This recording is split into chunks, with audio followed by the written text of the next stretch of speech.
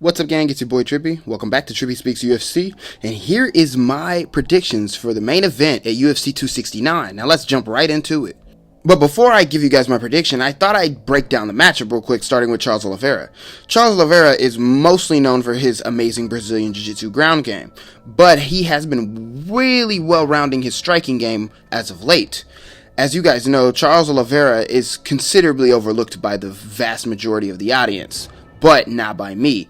I give credit where credit is due. Charles Oliveira is lethal on the ground, but is pretty dang good in the stand-up. His main weapons in the stand-up is his low calf kicks and his leg kicks. He's all around just a good kicker. But he has decent hands too, with a really good left hook. Charles Oliveira possibly has the best left hook in the entire division.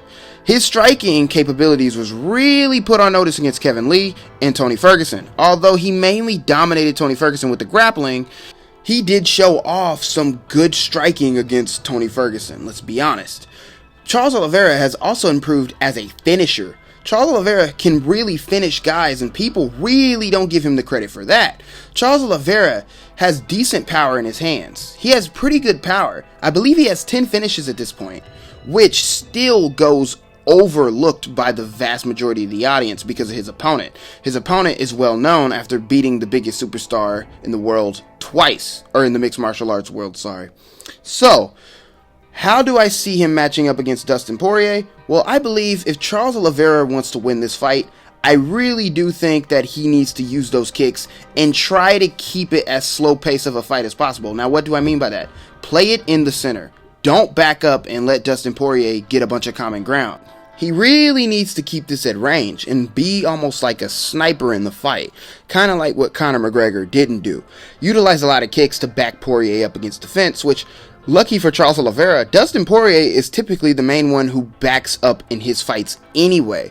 But I feel like Dustin Poirier knows that he can push a heavy pace on Charles Oliveira, so he's going to be looking to be more aggressive in this fight, kind of like how he fought Max Holloway. But if I'm Oliveira, teep kicks, leg kicks, the left hook when Dustin Poirier tries to enter into range, and then obviously try and set up something or take Dustin Poirier to the ground where he can finish him off with a nice submission, the same way he did to Tony Ferguson. Because although Tony Ferguson survived most of those submission attempts and ended up making it to a decision, Dustin Poirier may not have the same luck, because Dustin Poirier at times can give up his neck, and you do not want to give up your neck to a guy like Charles Oliveira. Now, as for Oliveira's weaknesses, it's mainly his defense. When Charles Oliveira moves forward, he can be pretty crisp and he can be pretty clean with his techniques. When he's moving backwards though, and more considerably, when people set a heavy pace on Charles Oliveira, he tends to crumble under the pressure. Not crumble, so to say, more so he gets hit a lot more. And he doesn't have the best gas tank. So he freezes under the pressure rather than quit or give up. It's not that. It's like he gets too anxious, gets too tight when people push him back and really try to get in his face. And when worse comes to worse, he doesn't move his damn head. He just does not, especially moving backwards. The guy does not move his head, and he doesn't have that strong of a jaw. So, what do I mean by this?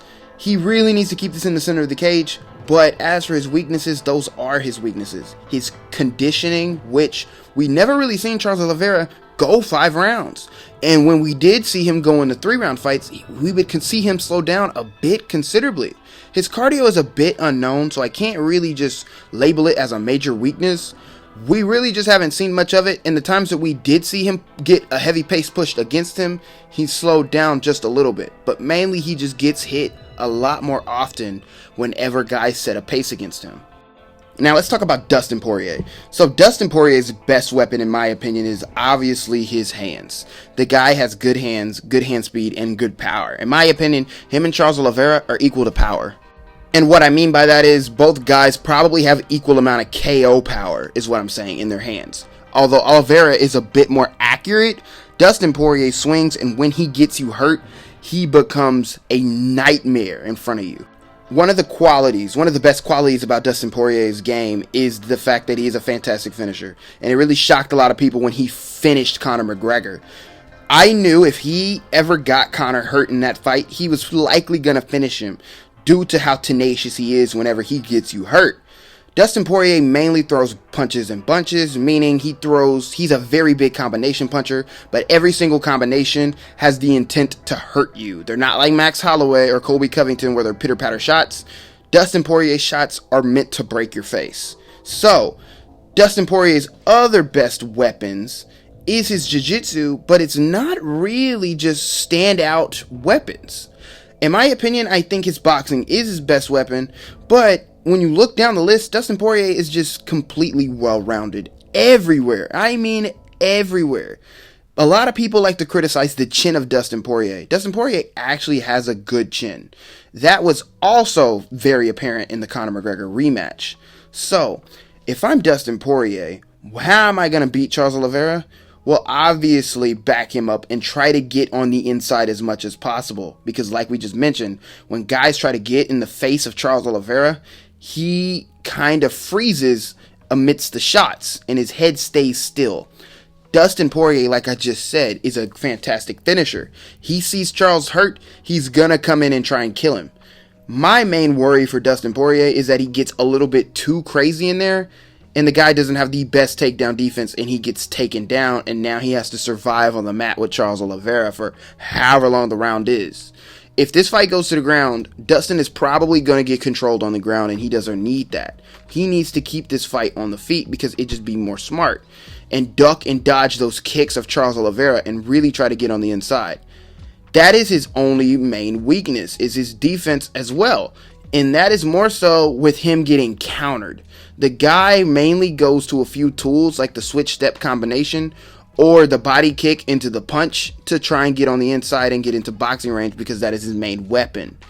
But when he can't, Dustin Poirier can tend to get picked apart from the outside, which is what we thought Conor would have done to him, but Dustin's shown to just be on a whole nother level. Now that we talked about both of the fighters, let's get into the prediction. I'm not going to lie, you guys, this one's a hard one to call. After all this time of me calling MMA fights, this one has got to be the hardest one to predict out of all of them. Because whenever I think of Charles Oliveira's game, I think of how Michael Chandler was just so easily getting in on him, getting on the inside and rocking him with every single punch he was landing and almost finishing Charles Oliveira in that round. And then I saw how he survived the onslaught on the ground and was just okay on the ground. And so then I think about Dustin Poirier, and I'm like, Dustin doesn't have that kind of power, but he definitely has the better hands and the better combinations to put Charles Oliveira on notice. And then when I think of Charles Oliveira losing, I think of Charles Oliveira pushing Dustin Poirier back, though, and making Dustin Poirier fight with his back against the cage and kind of pushing a similar approach to when he fought Kevin Lee, constantly bang him with the left hook and make Dustin respect his power, throw the kicks, keep him backed up, and just simply outwork him and make Dustin, possibly hurt Dustin, and make Dustin shoot in for an ill-advised shot. But if I have to go with my logical brain, I just gotta go with Dustin Poirier. I just feel like it's his time. And then the other thing is that I just feel like he's going to be able to get in on Charles Oliveira almost anytime he wants if they get it in the center of the cage. Especially if he can back Oliveira up.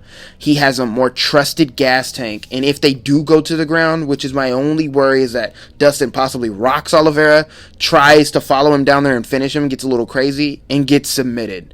That is my only worry. But that's not too big of a worry. Dustin could stay safe on the ground like Chandler did, or he could just not follow him down and just make Charles Oliveira keeps fighting a stand-up fight. But that's if he can get in and rock Oliveira like that, because once again, we may be underestimating the defensive adjustments that Charles Oliveira possibly made.